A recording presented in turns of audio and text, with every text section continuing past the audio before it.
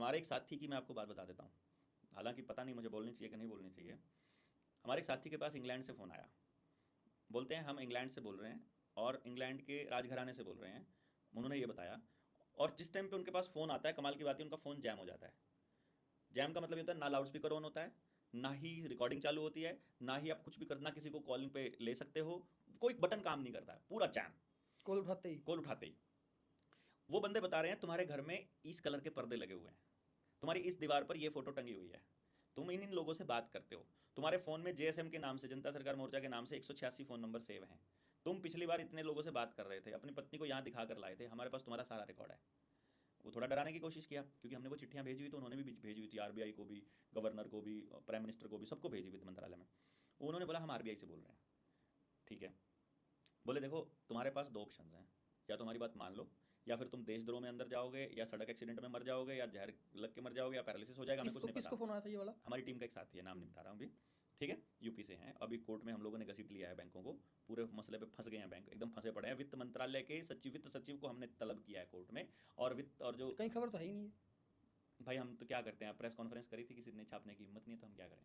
अरे इसमें हम्म। ये तो हमारी गलती तो नहीं है, मैं तो बोल रहा हूँ। तो ये तो बाकायदा सारे डॉक्यूमेंट्स हैं, सब कुछ है। हम्म।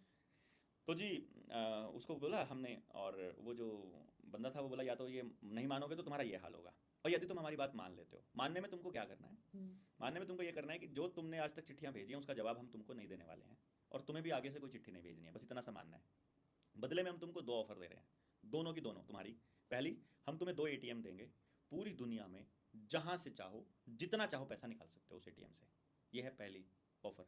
दूसरी ऑफर है, जो तुम कह रहे हो कि सरफेसी एक्ट के तहत गलत लोगों को फंसाया जा रहा है, 5,000 नाम हमको लिख करके दे दो पूरे देश से, जिनको गलत कार्रवाई हुई है, जिनके मकान पर कुड़की या फिर इसके आदेश आए हुए हैं, उन सब की नीलामी रुक जाएगी और सबको नोटिस मिल जाएगा। 5,000 की लिमिट है, इससे ऊपर नहीं। ये दोनों ऑफर तुम्हारे पास है, तुम ये रखता या तो तुम ये कर लो। ले लेते फिर, एक कम से कम आपका एक टीम मेंबर तो हो जाता सही। नहीं नहीं, एक टीम मेंबर तो हो जाता, अब हम फंसे हुए हैं कि अब हम क्या करें। हम्म। मतलब इतने से में हम बिक जाएं या लड़ाई को जारी रखें, आदमी खो दें या क्या करें, हम नहीं समझ में आता कि एक चिट्ठी ने और एक कागज़ ने मतलब इतनी हिला दिया, पूरा सिस्टम हिलाया हुआ है। क्योंकि जिस दिन ये चीज़ें बाहर आएंगी उस दिन पूरा बैंकिंग सिस्टम क्रैश करने वाला है, इनको भी मालूम है क्रैश करने वाला है। क्रश हो जाएगा तो फंसेंगे तो आम आदमी। आम आदमी तो ऑलरेडी फंसा हुआ है मेरे दोस्त, कहाँ अभी है। तो चल रहा है, मान लो जो भी चल चल रहा रहा है, है, आपको लेकिन लगता है चल रहा है भाई। आप सारी जिंदगी इसी तरह से चलते रहो तो आपका कुछ नहीं होने वाला है। फिर क्या हो जाएगा जब ये फंस जाएंगे तो? आपको असल चीज़ पता चल जाएगी कि असली धन क्या है।